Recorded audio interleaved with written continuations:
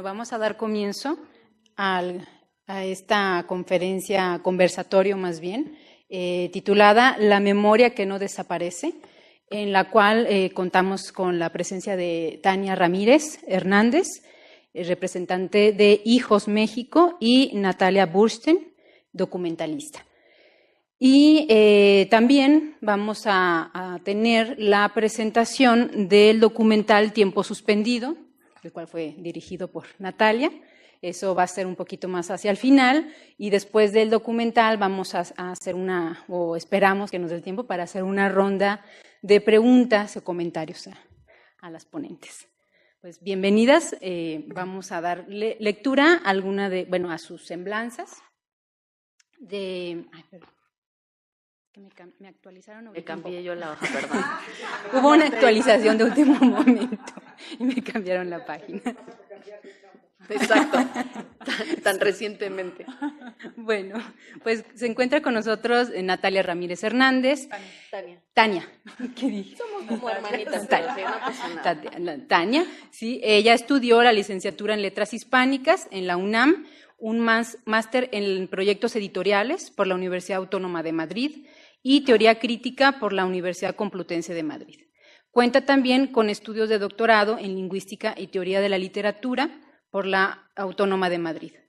Ha trabajado en el Colegio de México como asistente de investigación, en la Comisión de Derechos Humanos del Distrito Federal, a cargo del área de vinculación social, en campamentos de trabajo comunitario y tequio en comunidades rurales, así como en campañas de alfabetización por más de 10 años. Es integrante de la organización Hijos por la Identidad y la Justicia contra el Olvido y el Silencio, Hijos México, desde su formación en el año 2000 hasta la fecha. Es coautora del libro El México Indignado y también del libro Caminos por la Igualdad, así como columnista del suplemento DH de Milenio, del periódico Milenio, con el tema Lenguaje y Derechos Humanos. Fue directora de la carrera de Derechos Humanos y Gestión de la Paz en la Universidad del Claustro de Sor Juana. Actualmente es directora de Vinculación, Educación y Cultura en CONAPRED. Bueno, vamos a darle un aplauso a Tania. Y también se encuentra con nosotros Natalia Burstein, ¿verdad? Burstein. Ella nació en Argentina y reside en México desde 1976. Hizo sus estudios cinematográficos en el Centro de Capacitación Cinematográfica. Se recibió como realizadora con el documental Encontrando a Víctor, el cual estuvo nominado por la Academia Mexicana de Cinematografía al mejor corto documental. Se ha desempeñado en diferentes áreas del cine. Como sonidista, ganó el premio Ariel por mejor sonido en el documental En el Hoyo, dirigida por Juan Carlos Rulfo. Su especialidad, aunque ha hecho estas labores, su especialidad es el montaje cinematográfico. Sobre ello ha editado varios documentales y ficciones que han sido premiados.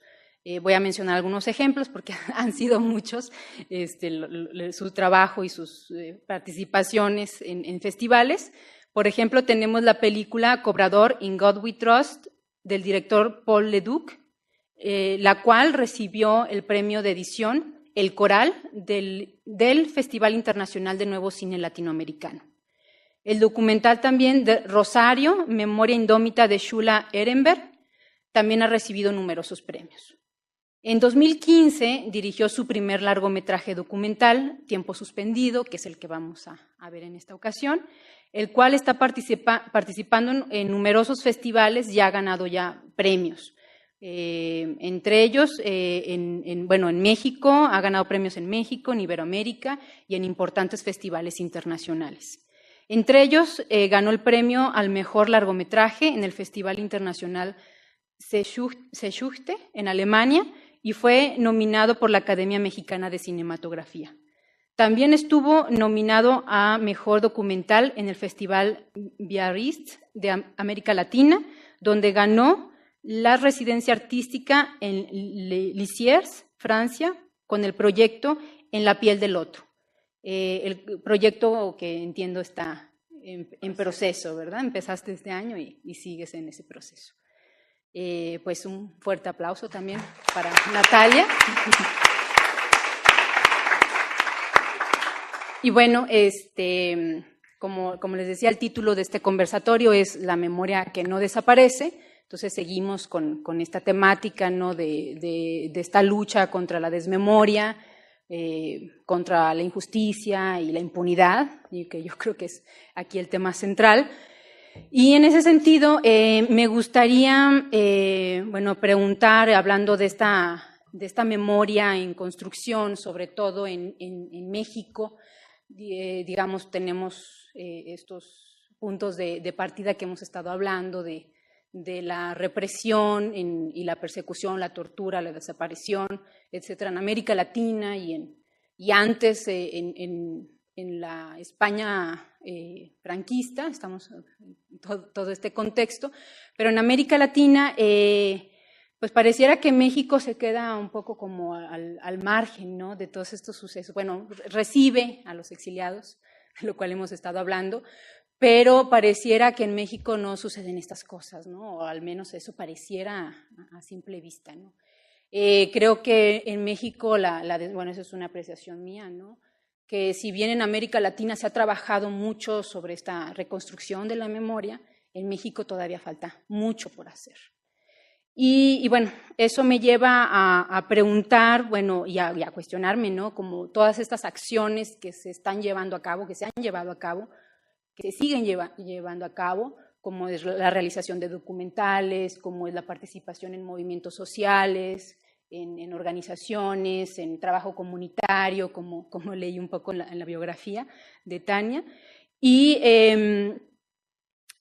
bueno, este esfuerzo particular que es Hijos México, ¿no?, que si bien viene de Hijos Argentina, que se formó en el 95 y que se extendió en la misma Argentina y en otros países, en varios países hay sedes, ¿no?, de esta organización, pues me parece a mí, ¿no?, lógico, congruente, que haya Hijos México, ¿no?, por esta vinculación, este terrorismo de Estado que estuvo en México desde finales de los 60 y los 70, desapareciendo, torturando, persiguiendo políticamente a las personas que pensaban en otras vías, ¿no?, en otros mundos posibles.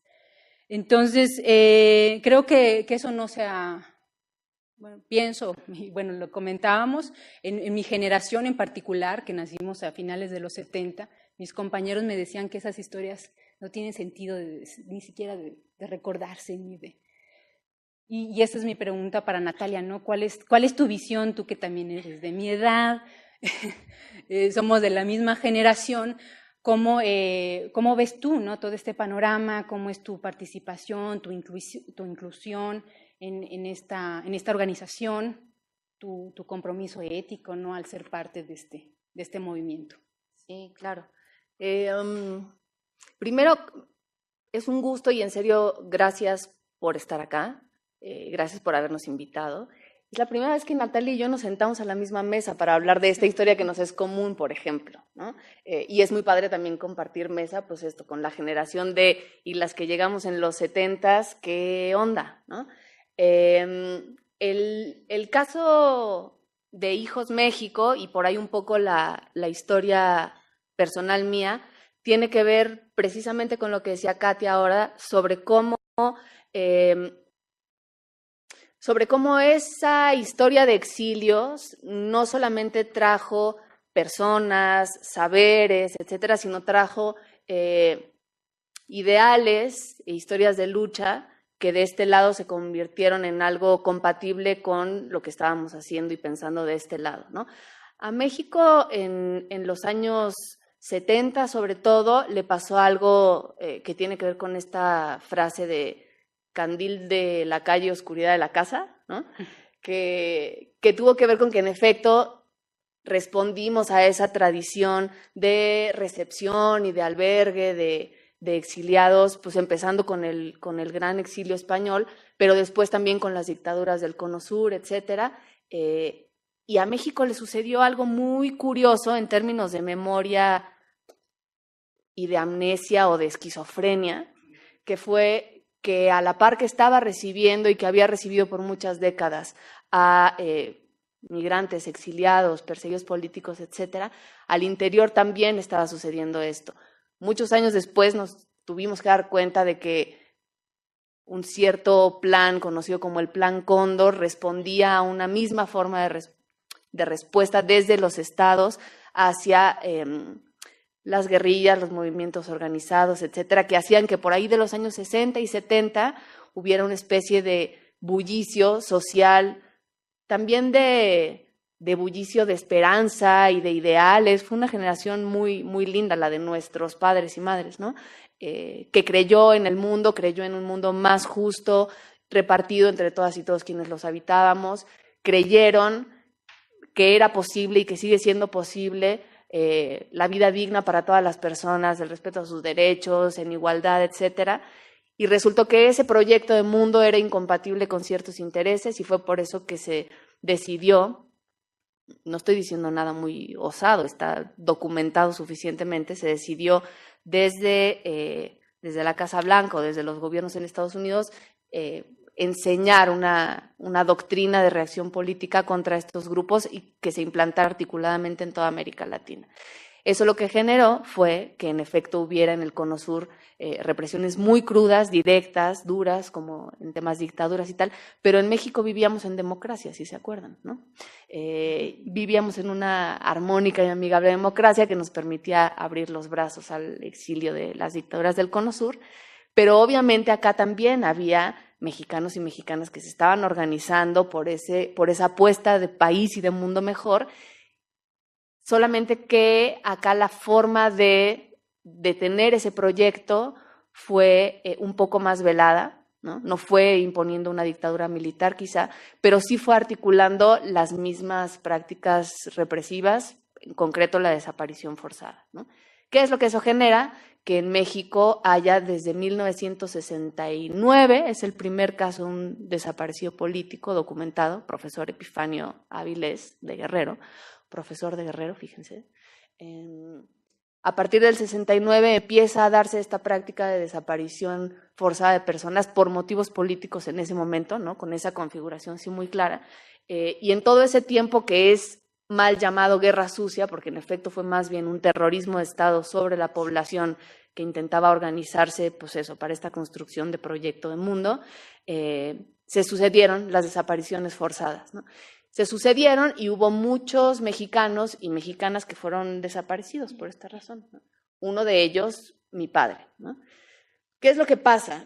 Yo estaba en el vientre de mi mamá en el momento en el que desaparecen a mi papá, desaparecen al mismo tiempo a varios miembros de la familia. Yo he hecho el recuento y me quedé en 13, pero seguro hay más. Después los fueron soltando. Y al final solamente a mi papá lo dejaron en el campo militar número 1, que está por ahí en Ciudad de México. Yo estaba en el vientre de mi mamá en ese momento y entonces nos tuvimos que esconder porque hubo amenazas de muerte contra su vida y contra la mía, obviamente. Y eso hizo que cuando yo naciera y la manera en la que fuimos creciendo estuviera, pues obviamente, muy marcada por esto. En mi familia sí se habló del tema, hay otras familias en las que no se habló. Siempre estuvimos conscientes y esa conciencia fue creciendo con el tiempo y con la edad. Ahí está, por ejemplo, la foto de mi señor padre, compuesta de fotitos de todos los demás desaparecidos, ¿no? Porque un poco fuimos creciendo en la noción de que estos casos no eran únicos y no le había pasado solo a nuestra familia y que la desaparición forzada parecía estarse espejeando en más historias y de a poco fuimos conociendo a más y más niños, ¿no? A mí me pasó algo muy curioso, que es que fui en una escuela primaria en donde estaban casi todos los hijos de los Argenmex, ¿no? Entonces mi familia de guerreros se reía y decían, ay, pónganla a hablar a Tania porque habla chistoso, porque yo tenía tonito argentino, ¿no? Y decía, che, y así, y todavía si me pegan mucho con los argentinos se me vuelve a pegar, ¿no? Y crecí muy cercana a esas causas y a esa gente, y al final fue muy orgánico hacerme cargo de mi historia porque convivía con gente que se estaba haciendo cargo de su historia, ¿no? A la larga empezamos a descubrir por un libro de Juan Gelman y Mara Lamadrid que se llama Ni el flaco perdón de Dios, de pronto descubrimos que del otro lado había hijos e hijas de desaparecidos, ¿no? Y que las historias que estaban narrando eran absolutamente espejeadas con las nuestras, ¿no? En ese momento nos damos cuenta de que los hijos somos una epidemia latinoamericana, ¿no? Y entonces decidimos empezar a articularnos acá. Hubo un primer momento de hijos en el que participó Mariana, precisamente, que ahora le decimos, ese momento fundacional de hijos fue el hijos asado, porque se reunieron todas y todos a comer un asado y a celebrar que en Argentina se estaban organizando los hijos y a pensar desde acá cómo se podía articular eso, ¿no? En ese momento se decide, un poco con una conciencia incipiente de, ¿en México habrá hijos de desaparecidos endémicos o todo será producto del exilio, etcétera? Ese conocimiento también nos tomó unos años, ¿no? Incluso la forma en la que los argenmex pudieran o no sentirse tranquilos de posicionarse frente a un gobierno que les había dado la bienvenida, pero que a la vez había hecho lo mismo con las y los mexicanos que con sus familias, fue un shock muy duro, ¿no? Hacerse cargo de eso y darnos cuenta tomó años y más de algunos gritos que luego fueron subsanados con cerveza, mezcal y asados y así, exacto. Pero bueno, esas dos historias de respuesta a la represión y esas dos historias de ser hijos de un proyecto de mundo, ¿no? De ser hijos e hijas de personas que tuvieron ideales, ¿cómo? De una misma historia. Hijos e hijas de una misma historia, exacto, como por ahí han de estar viendo, ¿no? Por cierto, bueno, todo lo que han estado viendo y que adereza las palabras que vamos a tener ahora son imágenes de las acciones que tenemos en hijos, ¿no? Ese descubrimiento, ahí está, tal cual, todos somos hijos de una misma historia. Nos dimos cuenta de que era lo mismo, bueno, que no era lo mismo, pero respondía a lo mismo ser hijo o hija de desaparecidos argentinos, que también de guatemaltecos, que también de colombianos, que también de, ¿no? Y darse cuenta de eso es un alivio. Es un trancazo porque dices, madres, ¿qué estaba sucediendo en nuestro continente en aquellas décadas? Pero es también un alivio porque puedes compartir estas historias con mucho más gente y te explicas lo inexplicable y dices lo inefable y puedes empezar a convivir con esas historias que fueron diseñadas desde el terrorismo de Estado y desde el horror para ser inconvivibles e incompatibles con la vida, ¿no? Bueno, pues nosotros de a poco juntos fuimos descubriendo que no solo era compatible con la vida, sino que nuestra forma de lucha era también una forma de reivindicación rebelde de la alegría y que compartíamos no solo una misma historia en términos biográficos, sino que también compartíamos los ideales de nuestros padres y de nuestras madres, ¿no? Y que compartíamos su visión del mundo y que no nos parecía añejo, ni sesentero, ni nada, sino que seguíamos viendo en las alfabetizaciones y en el trabajo comunitario, etcétera, que había una crisis de igualdad en este país y en nuestros otros países que hacían que esa apuesta fuera todavía válida y todavía urgente, ¿no? Y Hijos México ya tiene 16 años y esa apuesta sigue siendo válida y urgente, ¿no? Presente. Y presente. Con la historia. Ahí está el otro tema. En su momento, cuando Hijos se funda, dijimos, bueno, pues es que va a ser, o sea, lo que nos va a tocar hacer en Hijos México va a ser la memoria incómoda de una sociedad que no se ha hecho cargo de que en México hay desaparecidos políticos, ¿no? Y dijimos, bueno, pues nuestra batalla será por la memoria, ¿no? En una triada lúdica y virtuosa que es memoria, identidad y justicia, ¿no? Y dijimos, bueno, pues si en México cuesta tanto trabajo que se hagan cargo de que aquí también hubo desaparecidos y que aquí también hubo persecución y represión política y no solo fuimos un país que recibió, sino también un país que lo ejerció, pues vamos a hacer esa memoria incómoda, ¿no? Yo me acuerdo mucho de cómo en varias marchas y manifestaciones en las que participábamos al principio era bien difícil colocar la consigna de vivos los llevaron y vivos los queremos.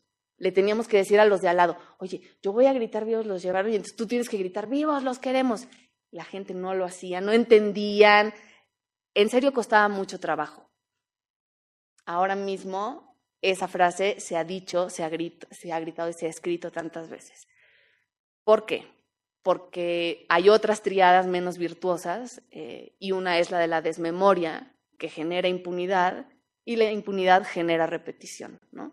Al menos desde nuestra mirada en hijos, esa es un poco la ruta que ha sufrido México en los últimos años, ¿no? Acá no ha habido condena social, no nos hemos hecho cargo de que eso forma parte de nuestro pasado reciente. Ha habido señalamientos, ha habido pues incluso fundamentadamente comprobación de la autoría de estos delitos en personas con nombre y apellido, y aún así nadie ha enfrentado el banquillo de los acusados, ¿no? Eso envía un mensaje muy peligroso como sociedad, y es, acá en México se puede hacer eso, ¿no? Por suerte, años, décadas después en Argentina empezamos a ver los juicios, otros brotes de esperanza y de justicia sucedían, incluso en Guatemala, ¿no? Que todos decíamos, bueno, pobres guatemaltecos, nosotros los primos ricos mexicanitos los recibimos. Guatemala también nos dio un ejemplo, ¿no? Juzgando a Ríos Montt. Y acá eso no ha sucedido. Entonces, la impunidad y la desmemoria son como dos caras de una misma moneda, y de una misma moneda muy perversa, porque solo propicia que estas cosas se sigan pasando, porque sí, son una suerte de cheque en blanco, ¿no? Tú lo puedes seguir haciendo, ¿no?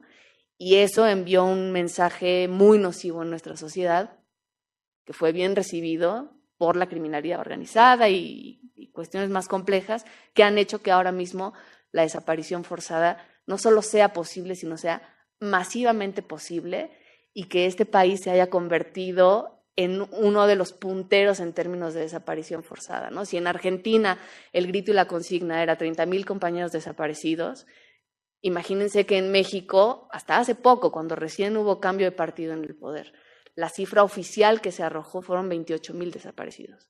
Si la oficial son 28,000 desaparecidos, ¿cuál será la real? Y eso era a principios del sexenio. ¿En cuánto estamos ahora? Probablemente, no probablemente, muy posiblemente, ya superamos el hito histórico de los 30,000 compañeros desaparecidos en Argentina, ¿no? México ahora, y los familiares manejan 40,000, y probablemente esa cifra sea más grande, y esa cifra sigue creciendo, ¿no? Entonces ahí tiene que ver la pregunta de las mesas de esta mañana, y lo que ahora nos preguntaba Katia, de cuál es el deber ético, ¿no?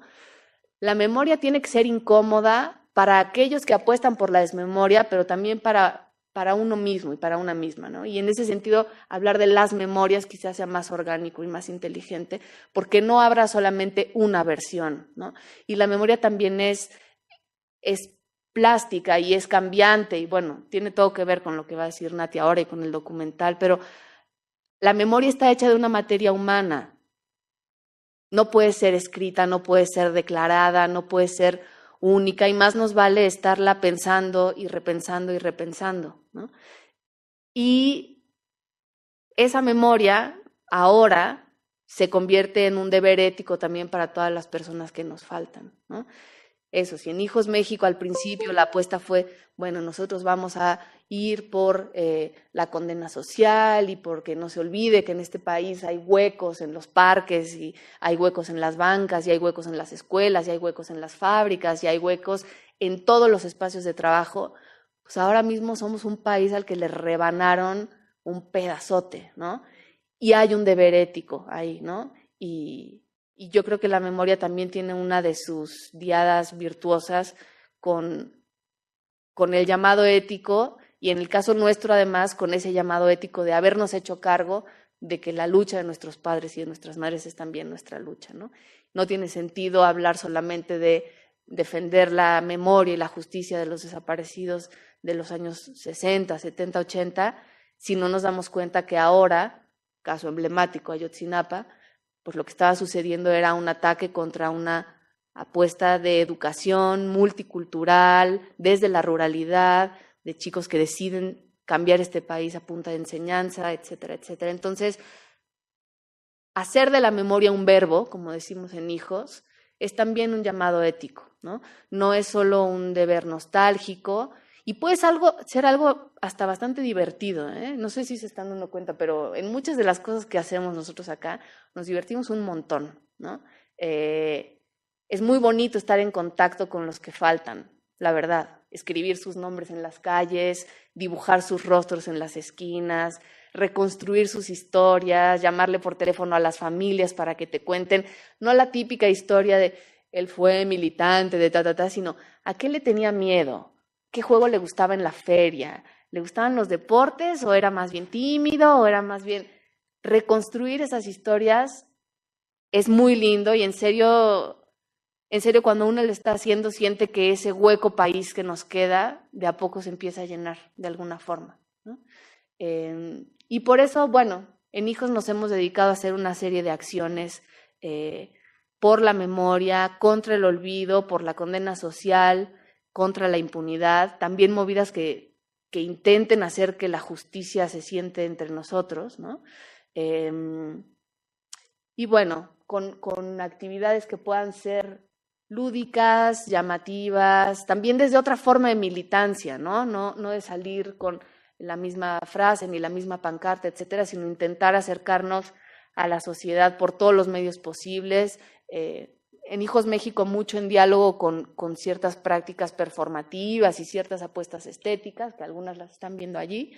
Y a eso nos hemos dedicado, ahora mucho más, pues eso, con un compromiso ético respecto de la rebanada país que nos falta, y también con un compromiso, pues sí, hasta de actividad intelectual para poder describir qué es la desaparición forzada ahora mismo, ¿no? Si seguimos manteniendo el estatus de desaparición forzada por motivos políticos, eso despolitiza, lo que hablábamos esta mañana, ¿no? Despolitiza las causas de las desapariciones actuales. Entonces hay que hacer miradas complejas y hay que hacer análisis sesudos y que sumen muchas fuentes y etcétera, pero también hay que mantenerse cerca de cada una de las personas, ¿no? En México está pasando algo que es que cuando empezó como a subir la desaparición forzada nunca se terminó, ¿eh? No crean que empezó en 69 y luego nos calmamos y ahora estamos en un pico.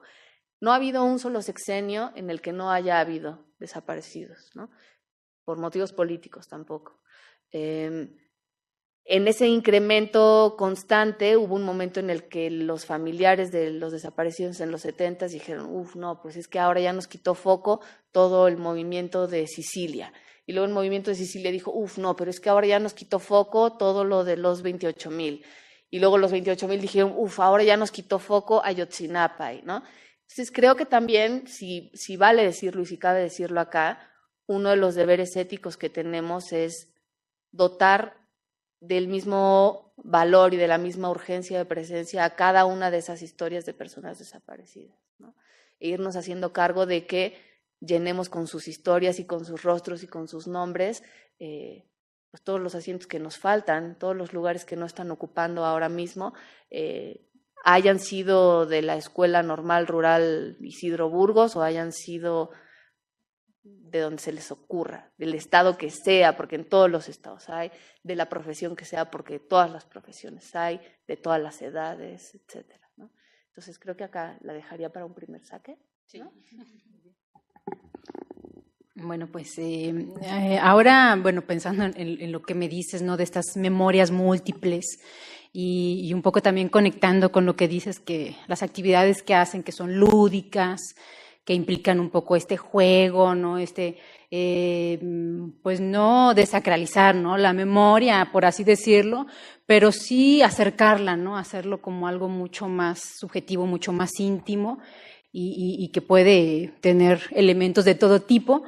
Eso me lleva un poco a la pregunta sobre el documental Tiempo Suspendido, porque me pareció un juego. La verdad es que me llamó mucho la atención como si bien, bueno, desde el título, ¿no? Tiempo suspendido, ese uso de las fotografías del inicio del documental, no les voy a hacer ningún spoiler, pero ahorita la van a ver, no les voy a decir, no les voy a dar muchas pistas, pero me pareció mucho, me llamó mucho la atención, pero sobre todo tu abuela, Laura Bonaparte, que aparece, bueno, que es la figura central de lo que trata el documental, no recuerda, ¿no? Entonces me pareció como un gesto como muy particular de precisamente jugar con esta desmemoria, pero no una desmemoria en este sentido, sino más bien con esta, no sé llamarlo, pérdida de recuerdos, pero es un personaje fascinante. Bueno, a mí me encantó, me enamoró el personaje, bueno, ella como persona, pero además, ¿no? El personaje ya dentro del documental, Porque además, bueno, tú en tu montaje, que me encantó también, es un poco poner esta parte, ¿no? De este momento de ella que ya no recuerda, que confunde a sus hijos, que cree que Irene es ella, y tú le dices, no, eres tú, y que te dice, pues tú te acuerdas más que yo. Entonces, no, bueno, me pareció genial, la verdad. Y ese juego, ¿no? Que haces esa composición de llevar esos momentos con tu abuela a los momentos de ella como activista. Ella apuntando, ella señalando, ella narrando los hechos. O sea, todo el ejercicio, ¿no? Que hizo, la lucha que llevó a cabo durante su vida. Y me parece que es, bueno, una forma genial, ¿no? De recomponer esas memorias o esa memoria que es múltiple y cambiante. Bueno, ya verán la película después. Pero bueno, el documental es sobre mi abuela, que fue madre de Plaza de Mayo en Argentina. Ella, 3 hijos suyos desaparecidos, 2 nueras y mi abuelo. Ella, bueno, fue una gran activista por los derechos humanos, por la memoria. Hizo un trabajo muy importante en Argentina, en México también estuvo exiliada, pero en Argentina hizo un trabajo sobre la memoria que para mí fue fundamental. Cada aniversario del golpe de Estado en Argentina, ahora es un día, ¿cómo se dice?, de asueto, y durante los organismos de derechos humanos como que no estaban muy de acuerdo porque decían la gente lo va a tomar como fiesta, como puente, se van a ir. Y mi abuela decía, bueno, pues no, porque finalmente en la escuela se va a enseñar y se va a tener que explicar qué pasó ese día. Y los jóvenes, los niños van a tener que entender que hubo 30.000 desaparecidos y que hubo una dictadura y que era parte de la memoria, ¿no? Que finalmente son los niños y los jóvenes los que tienen que continuar con esta memoria. Pero bueno, paradójicamente al final de su vida le dio demencia senil y entonces se olvidó de la lucha que hizo y los hijos que tuvo incluso. Cuando yo quise hacer este documental, pensé mucho en justo lo que estaba pasando en México y parte de la desmemoria que hay en México. Y esta historia de que desde los 60, finales de los 60 hay desaparición y que nadie habla de eso, y comentarios de gente diciendo, ay, bueno, ya, ¿no? Algo que María Luisa decía hace rato que me encantó, que es el que dice, bueno, denle vuelta a la página, y dice, sí, pero primero hay que verla de frente, ¿no? Y dije, ay, ¿por qué no supe eso antes? Nunca se me ocurrió decirlo, sí. Y entonces decía, bueno, yo quiero poner el trabajo que hizo mi abuela y el personaje que fue mi abuela, no tanto en Argentina, sino justo mostrar una persona, porque creo que lo que nos falta a nosotros es darnos cuenta de que el desaparecido o el familiar de un desaparecido es una persona y no es algo ajeno a nosotros, ¿no? Y que siento que en México pasa mucho eso, tomamos una distancia muy rápido de lo que está pasando y dejamos, pues, de entender lo que nos está pasando ahora. A mí cuando fue lo de Ayotzinapa, por ejemplo, decía, es que me enoja que finalmente que la gente está ahora en una cosa como un poco de moda, yendo a las marchas y participando, más de 2.000 personas en las marchas, que poco a poco fue menguando, digamos, la cantidad de gente, la participación, y ahora pues con suerte los 26 van 100 personas, porque dejó de estar en el top, y sin pensar en lo que está pasando todos los días, que no solamente los desaparecidos, no son solamente los estudiantes, sino que es todo lo que nos está pasando.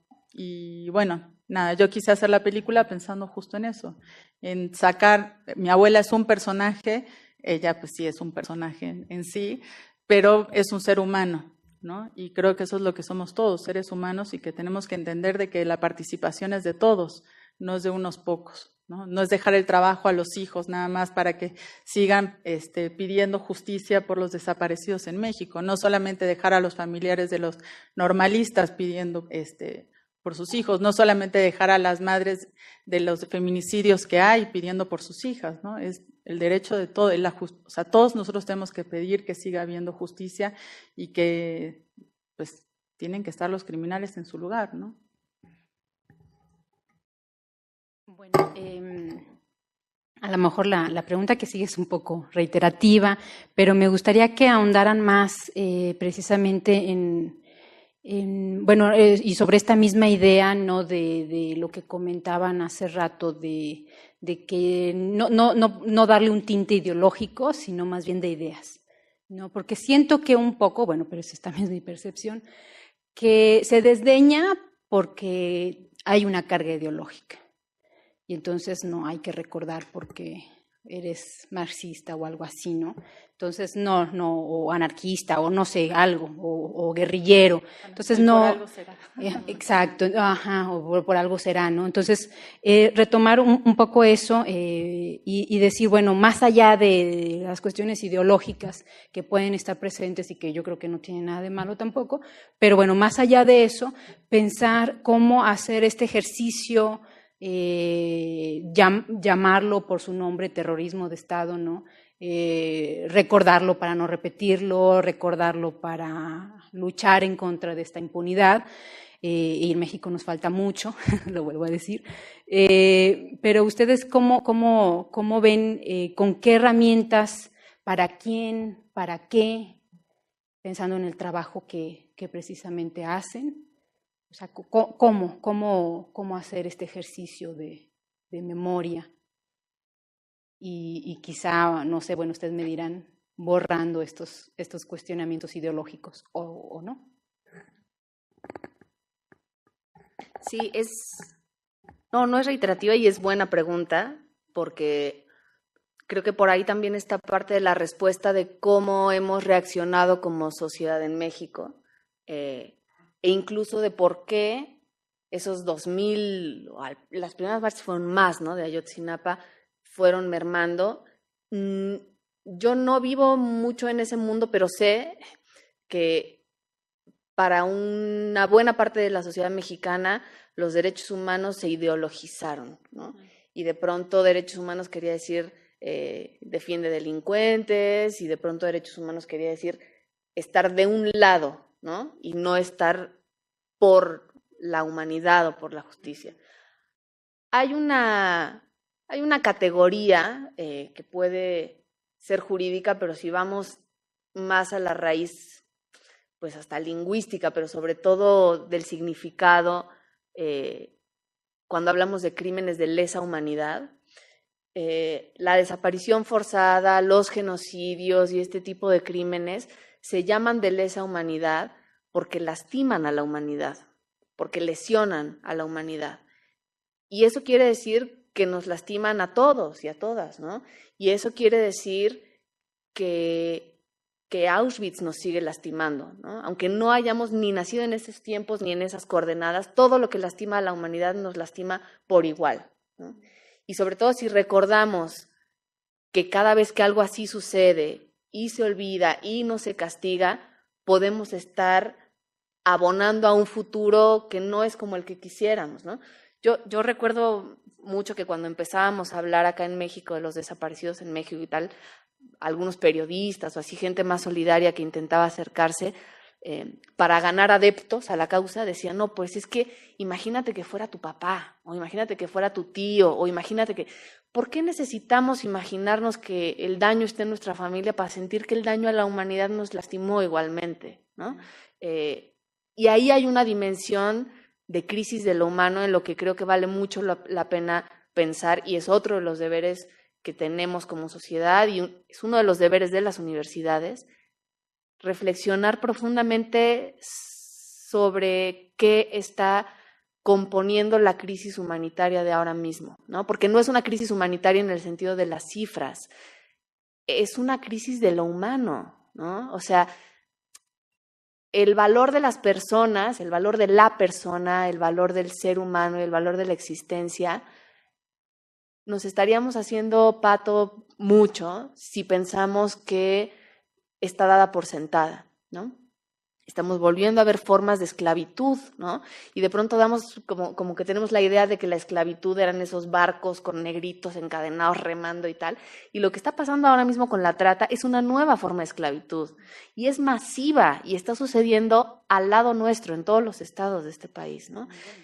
Y a nivel mundial, sí, ¿no? Y las redes de trata son hipereficientes y cruzan todos los países y etcétera. ¿De verdad nos tendríamos que quedar tranquilos y tranquilas pensando que la esclavitud ya fue erradicada desde la Declaración Universal de los Derechos Humanos? Lo estamos viendo aparecer otra vez, ¿no? Todo el tiempo. Entonces hay que ser también creativos y agudos en el análisis de las cosas, porque nos estamos volviendo a enfrentar a cosas que la humanidad ya daba por pasadas, ¿no? Y las lecciones de las posguerras ya las dábamos por pasadas, y todo lo que nos dejaron escritos en todos los intelectuales de las entreguerras y la Segunda Guerra Mundial, y no es posible la poesía después de Auschwitz, etcétera, pues hay que volver a leerlo, ¿no? Y por eso también la memoria es plástica y es flexible, hay que volver a leer todos esos recuerdos en clave de presente y en clave de futuro. Yo creo que también la crisis de la humanidad nos está haciendo darnos cuenta de que nuestras relaciones con las personas están cambiando, ¿no? Y otra vez, tomamos distancia muy fácil y decimos, sí, la crisis de lo humano hace que el pozolero pueda descuartizar a alguien, o que alguien pueda secuestrar a una persona y enterrarlo en un desierto o quemarlo, etcétera. Y siempre lo estamos viendo como lo otro, lo otro, lo otro. Una crisis de lo humano muy seguramente nos está tocando a todas y a todos en este momento, ¿no? Hay algo en la forma en la que nos relacionamos entre las personas, pero hay algo en la forma en la que nos relacionamos con la humanidad que está cambiando, que está tocado, que a lo mejor no vamos a poder describir en este momento, pero que sí nos toca empezar a pensar en este momento, ¿no?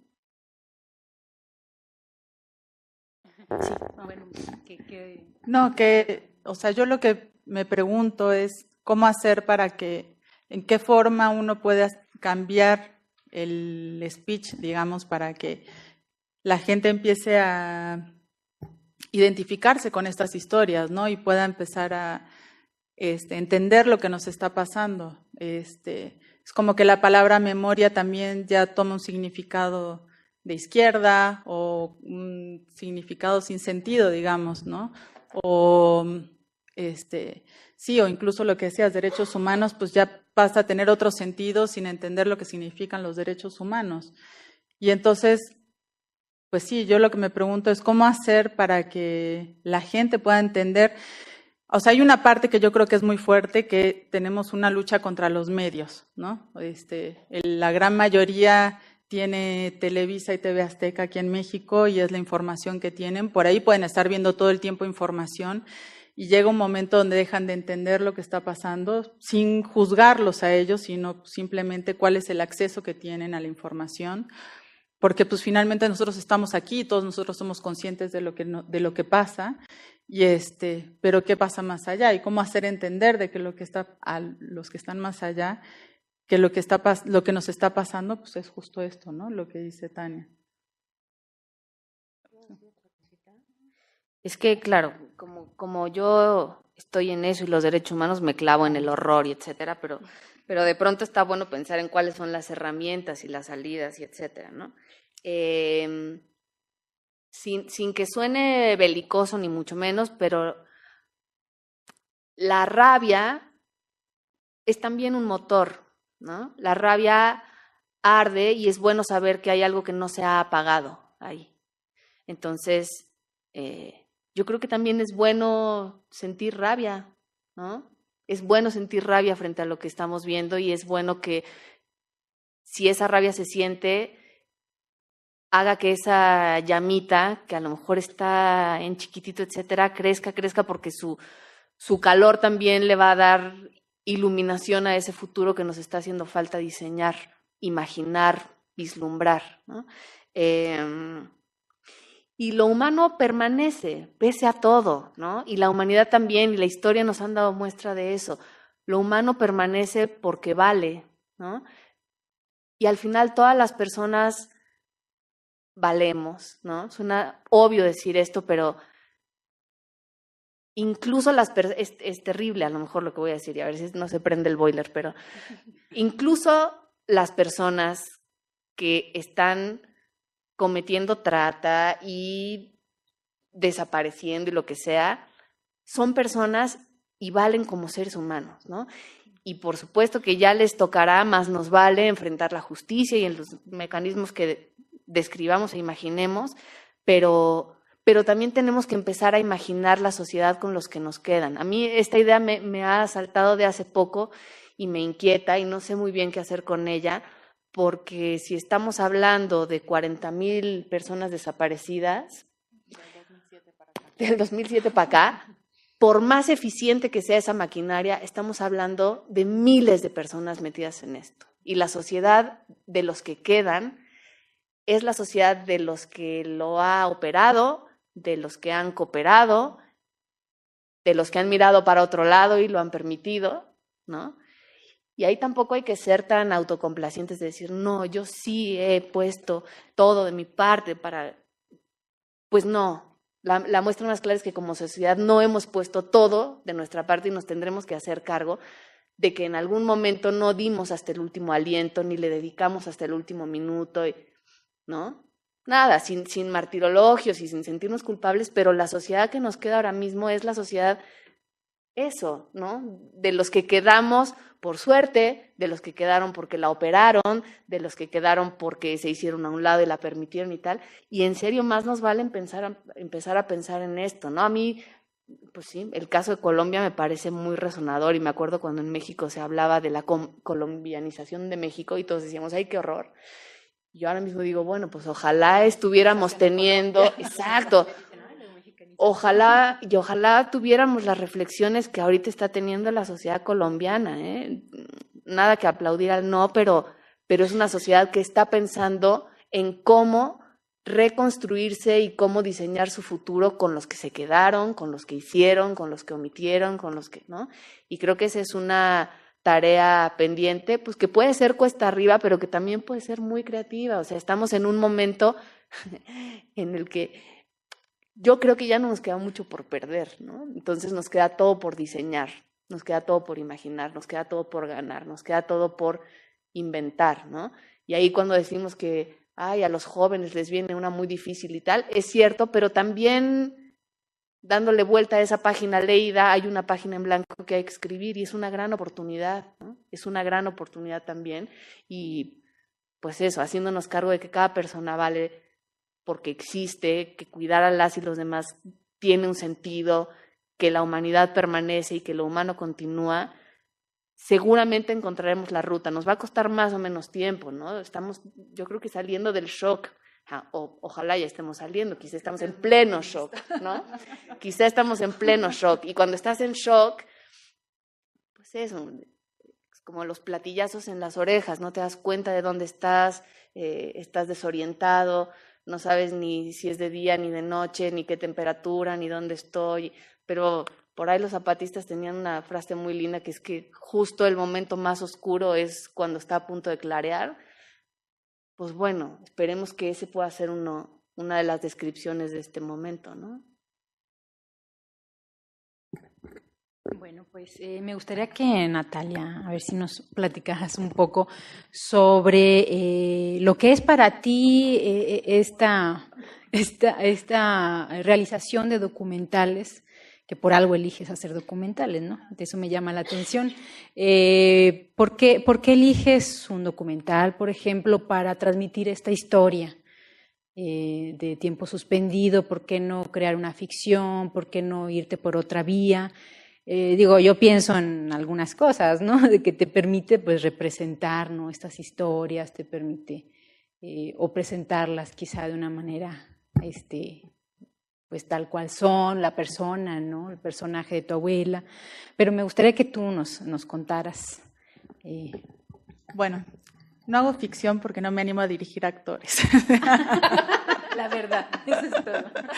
No,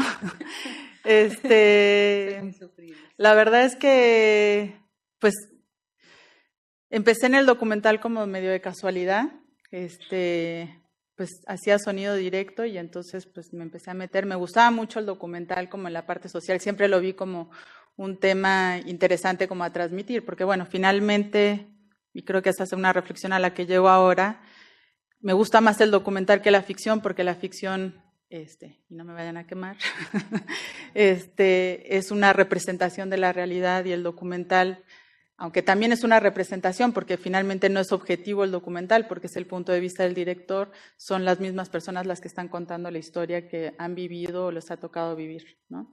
Les ha tocado ver. Entonces, pues por eso me fui más hacia el documental. Mi madre también es documentalista, entonces he trabajado mucho con ella.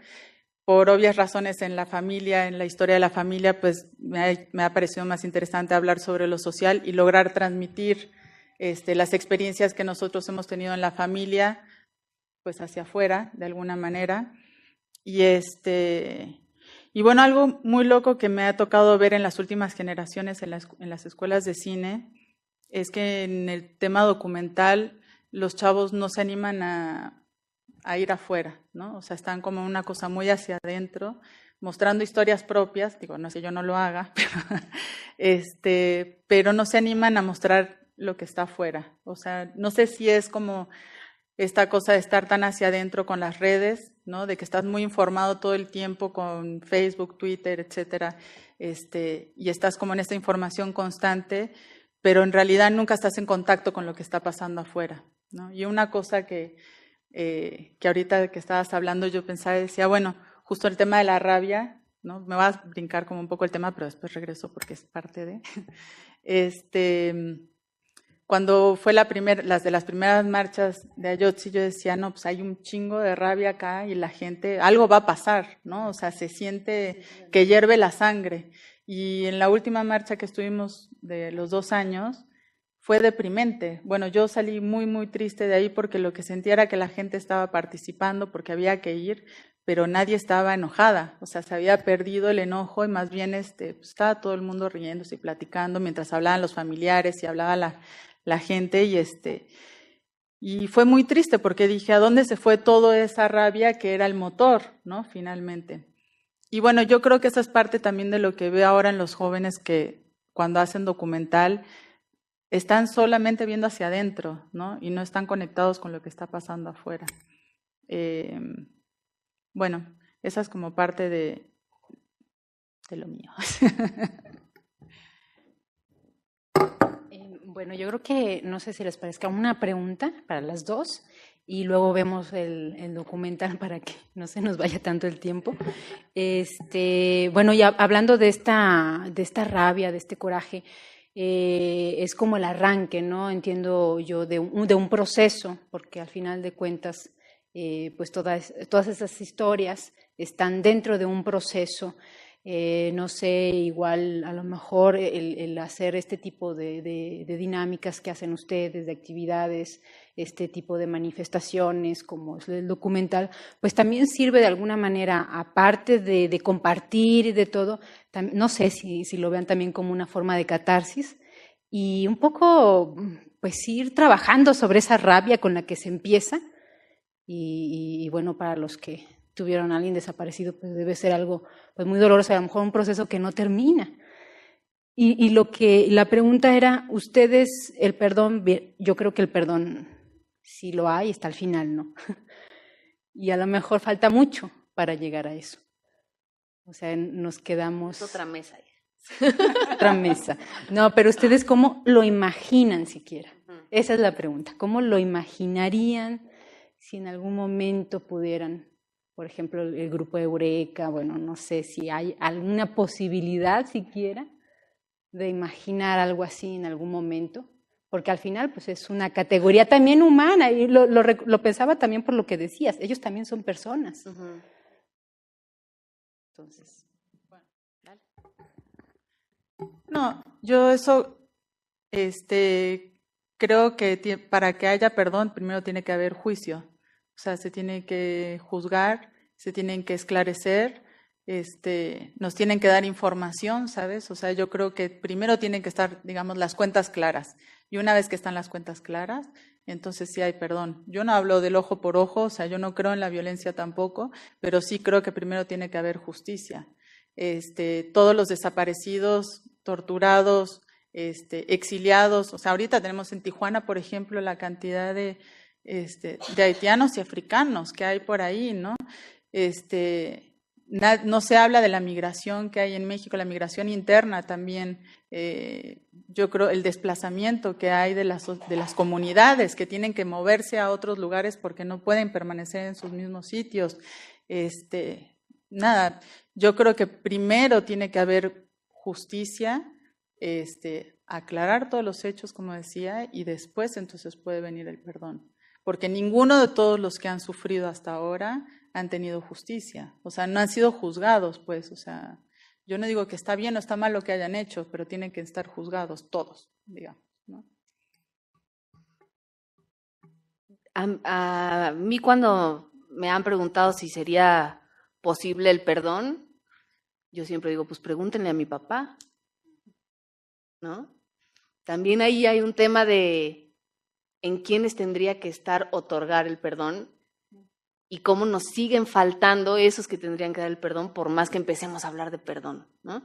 Y tengo una colega en la universidad que cuando se empezaba a hablar de reconciliación decía, bueno, pero ¿cuándo estuvimos conciliados? ¿No? Tampoco romanticemos sobre ese concepto, ¿no? Al final la reconciliación y el perdón parecen atajos, ¿no? Parecen rutas rápidas para pacificar en express procesos que son mucho más complejos, ¿no? Y si hay todavía un proyecto de mundo, llámenle capitalismo o como sus escuelas y aficiones les dejen, un proyecto de mundo tan desigual, ¿no? En donde la inclusión no es una realidad, en donde la discriminación arroja decenas y centenas de gentes a las orillas de los países y etcétera. ¿De qué estamos hablando cuando hablamos de reconciliación o de perdón, ¿no? Son esos dos proyectos de mundo conciliables, ¿no? Las de los exiliados, los migrantes, etcétera, y la de los grandes poderes económicos y las grandes empresas que están generando esa dinámica. Yo creo que no, pero yéndome por la constructiva, y estoy de acuerdo en lo que decía Nati ahora, no debemos ahorrarnos los pasos, al menos, ¿no? Así como ser muy metódicos conceptualmente y no empezar a hablar de perdón y de reconciliación si ni siquiera hemos hablado de justicia, y tampoco empezar a hablar de perdón y reconciliación sin justicia cuando tampoco hemos logrado hacer que la memoria dé su luz sobre la verdad de los hechos, ¿no? Entonces, yo personalmente estaría dispuesta a recorrer la reflexión interna o externa de si perdón o reconciliación no. Sí, solo sí, recorremos antes todo esto que decimos. Claro.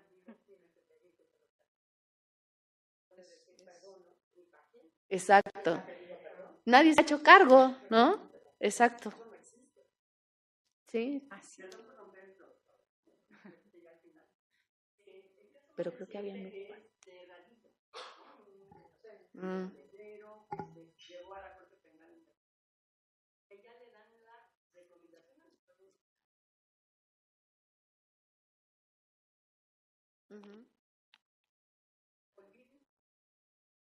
Olvídense que el presidente de la República podía hacerlo, ¿no? Olvídense que el secretario de Gobernación lo quiso hacer. Mandaron a un funcionario menor después de 3 plantones a sus familiares. Por supuesto que los familiares se retiraron. Entonces, si se habla de perdón, tiene un poco lo que estaba comentando Sandra, primero tiene que haber convicción de quien va a pedir perdón. Sí. Si el Estado mexicano no está en esa posición, la fórmula debe ser otra. La fórmula ya está conocida y aplicada en el Cono Sur. Efectivamente, así es. Reconocer el juicio, el castigo, y entonces ya vayamos a lo que sigue. Incluso la frase de vivos los llevaron, vivos los queremos, fue porque el Estado mexicano quiso dar una recompensa por la ausencia de nuestros familiares. O sea, no, la fórmula no es así. ¿No? Perdón. Esa ruta es también tan mal hecha a veces, o sea, en teoría se traza muy bien, pero a la vuelta y cómo las operamos, cómo opera la justicia y el perdón, etcétera, es tan accidentado y mal hecho que en el caso Radilla, por ejemplo, costó un montón armar la indemnización económica hacia la familia, ¿no? Fue una gestión, ustedes no saben, países, dio la vuelta a la argumentación hasta Ginebra, Washington, etcétera, y el tema era, si va a haber dinero de por medio, tiene que ser sin intentar comprar a las familias, ni comprar su perdón, ni comprar su memoria, etcétera. Bueno, cuando vuelve la instrucción, después de toda esta ruta al Estado mexicano, el cheque que sale, que saca Bansefi fue dirigido a Rosendo Radilla, porque él era la víctima de desaparición forzada. Y la familia decía, ¿pero qué quieren que hagamos? Si no está, él desapareció para cobrar el cheque. Y entonces, cuando decían, bueno, entonces que se cobre este cheque por la familia, decían, bueno, sí, pero entonces necesitamos una declaración de ausencia por presunción de muerte. Y la familia decía, no otra vez, ¿no? O sea, otra vez ese proceso revictimiza y bueno, ya.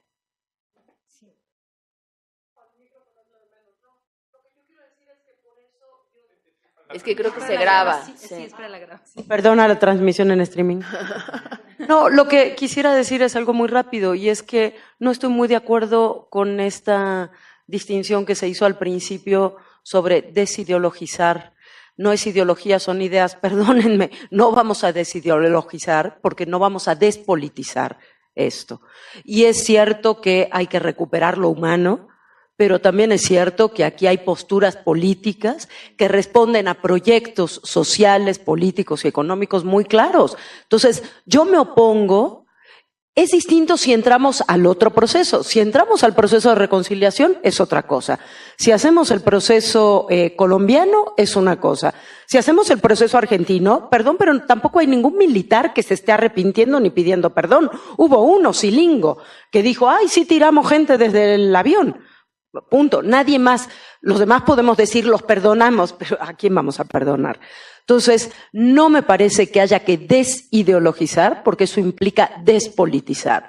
Y yo creo que una cosa importantísima es seguir transmitiendo la importancia de lo político, porque lo político, el ámbito de lo político, es el ámbito de la discusión social sobre los derechos, sobre la justicia, sobre las memorias, sobre las libertades. No podemos olvidarnos de eso, porque si no, lo que podemos hacer, que es lo que sucede con tantos otros campos del conocimiento y del saber, es una versión edulcorada de los derechos humanos, ¿no? Y tenemos que tener mucho cuidado con eso. Sí. No, caso concreto, desaparición forzada, que es como se le conoce cuando es por parte del Estado y por motivos políticos, a desaparición como este fenómeno de levantones y etcétera. Lo que ha sucedido en esa discusión es cómo integras a las otras desapariciones para no desplazar, ¿no? Y ahí hay que ser muy generosos, y en hijos nos costó mucho, por ejemplo, ¿no? Y decir, pues venga, ¿no? Es cierto, a todas nos está pasando lo mismo, hay que pedir respuestas por parte del Estado, porque al final el Estado es el garante de hacer que las personas se mantengan aquí. Pero yo también estoy de acuerdo en que llegado el momento y en los espacios oportunos, sí vale la pena recordar cuáles fueron los móviles, ¿no? Y yo creo que por eso Ayotzinapa volvió a arder tanto en la gente, porque no era este fenómeno anónimo, extraño, incomprensible de gente desapareciendo, sino sí era el accionar del Estado por motivaciones claramente identificadas hacia personas que estaban comprometiéndose con una forma de hacer las cosas y de generar un cambio, ¿no? Entonces yo también creo que eso vale la pena no olvidarlo, lo cual no quiere decir que sean casos que valgan ni más ni menos, ¿no? Justo.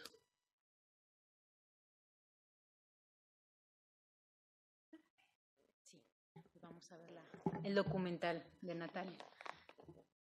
Les doy una vez. ¿Sí? ¿Su diploma? Bueno, ahorita regresamos. ¿Doy una vez el diploma? Bueno, después de la proyección, si quieren preguntas, pues aquí estoy.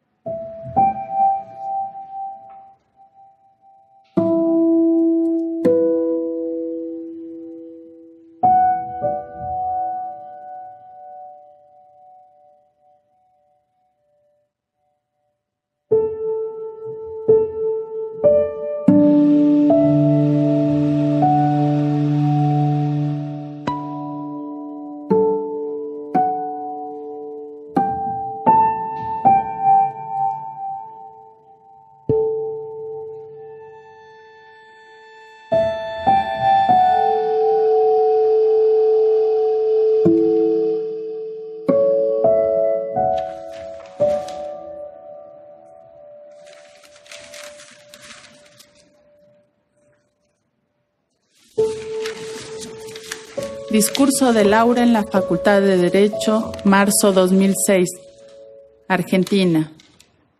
Solo nuestros hijos nos resignifican cuando pueden nombrarnos, y ellos ya no pueden hacerlo, pero nosotras a ellos sí. Y los compañeros de escuela y los amigos del barrio, y los sobrevivientes que los conocieron podrán hablar de esa multitud de nombres. Él y ellas fueron mis hijas, mi hijo. Mientras los padres envejecemos, los hijos florecen. Así debe ser. Y aquí es donde las fotos juegan un papel importante. La última foto es, definitivamente, la última. El tiempo desaparecido, suspendido.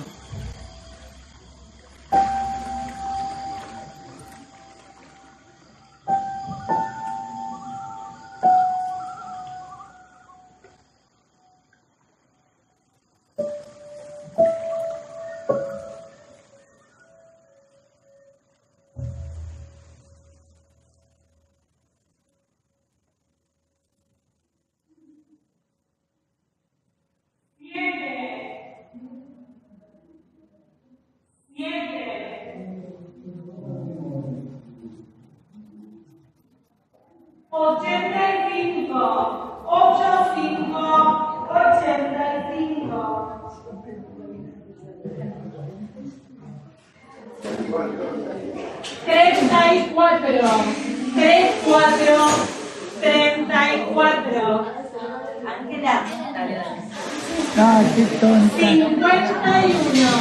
Gracias. 51. 51. 3.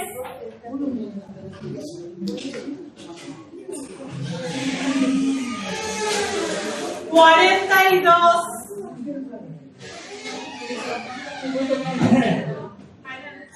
Quedamos siempre en puerta. No, terminamos.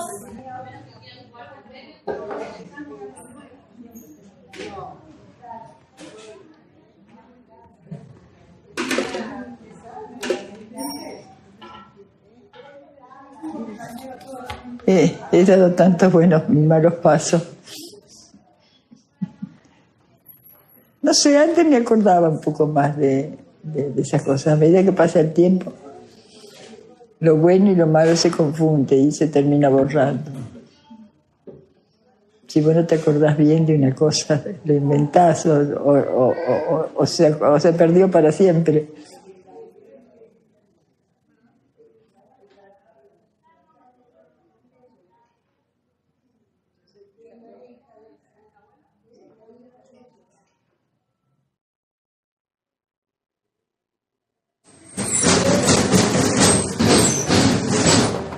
Buen día, Laura. Hola, ¿qué tal?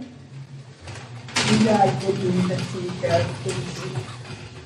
¿Esa van a tomar la leche conmigo? No, esta vez no. Vamos a ahorita.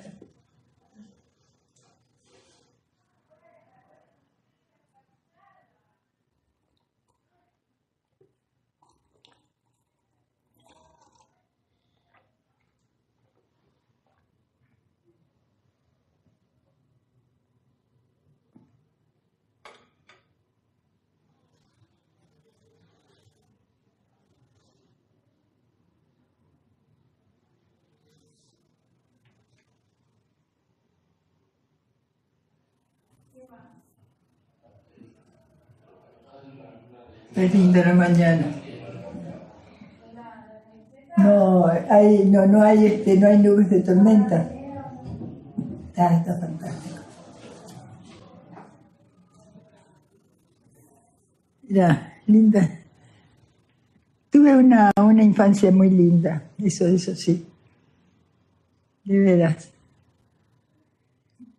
Con deportes. Nadar, yo no me recuerdo cuándo aprendí a nadar, pero aprendí a nadar muy temprano.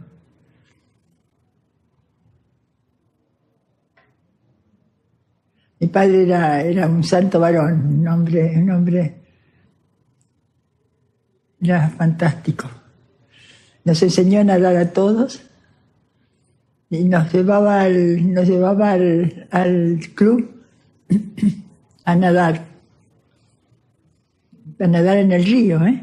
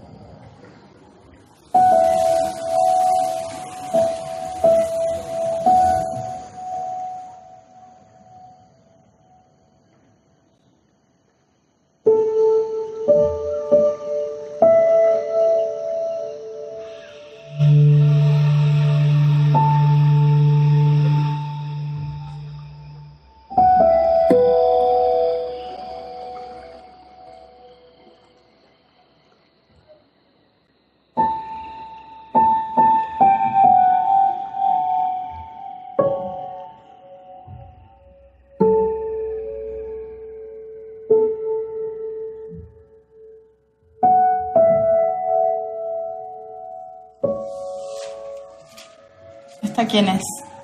¿Y quién va a ser con malla de baño la única de la familia, Laura? ¿Cuántos años tenías ahí, abue? Y habré tenido 12 o 13 años. No, estás Siempre un poco fui tetona, desarrollada. Siempre fui tetona, siempre. Sí. 13 años ahí. Sí, cuando yo me peleaba con alguna de mis hijas, yo decía, no importa, ya me voy a reír de vos cuando tenga las tetas que tengo yo ahora. Así eran las peleas. Y esta soy yo. Esta soy yo también. ¿Con quién? No me acuerdo. Y acá, mira. Ah, esta es la foto que nos sacaron a toda la familia. ¿Quiénes son? Está yo. Ajá. El padre de la familia, que no me acuerdo cómo se llamaba. Es decir, mi padre no me acuerdo cómo se llamaba. Y estos son los chicos. Este es el más chico de todos los chicos, como es Rafael. Este es... ese es el segundo. No me acuerdo. Sé qué mal que estoy. ¿No te acuerdas? No me acuerdo. ¿Esta ¿Me eres acuerdo? tú? Sí, ese es el... ¿Este es el jefe Santiago? Santiago. Y estos son tus 4 hijos. Este es Víctor, este es Rafael, esta es Sirenita, esta soy yo y esta debe ser Noni. Exacto. Bueno, este es Luis. Ah, Luis. Luis Marcelo y Víctor. Víctor. Sí, Víctor. Víctor Rafael. Víctor Rafael, sí. Mi papá. Ah, tu papá.